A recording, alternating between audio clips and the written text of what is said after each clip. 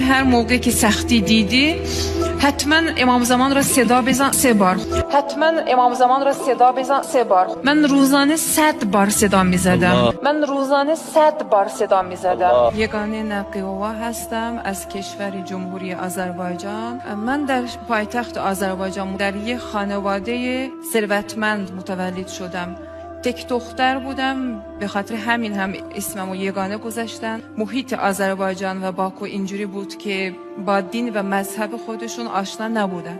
به اسم شیعه بودیم، به خاطر اینکه ما اجدادمون با ایرانی‌ها یکی و خاکمون یکی بوده. شما تصور کنید آدم در یه خانواده بزرگ باشه، تک دختر باشه، بعد ثروتمند باشه، همه چیز داشته باشه.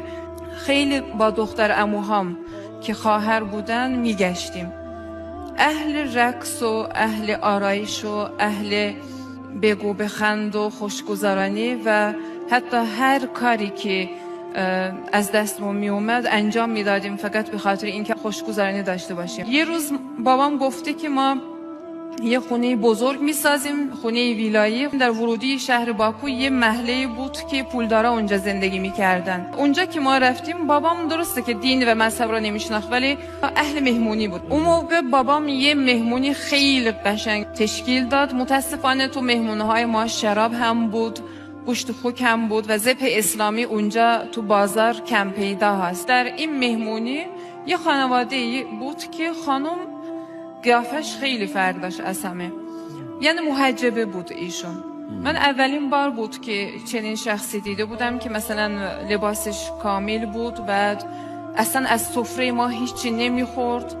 برای من تعجب آور بود.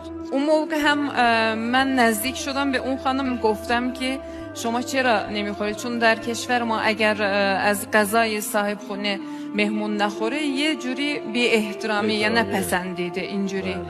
ایشون یواشکی به من گفتن که شما اگر از آشپزخونه مثل نون و پنیر و انگور چنین چیزی بیارید من میل میکنم. تابستان بود، من هم داشتیم آوردم از این چیزا. یکم میل کرد، بعد گفت که اگه دوست داشتی تشریف بیار یه روز خونه ما. تقریبا 30 سالش بود ایشون و خیلی یعنی اخلاقش از آدم‌هایی که تا اون روز دیده بودم فرق داشت. خیلی نرم، خیلی مثلا با حیا، لباسش فرق داشت. منم که به دنبال یه چیزهای جدید بودم و هر روز یه چیزی کشف می‌کردم اینجوری. بعد گفتم که یه روز برم خونهشون که چون جالب بود چرا ایشون مثلا فرق دارن از ما. سریع بعد از چند روز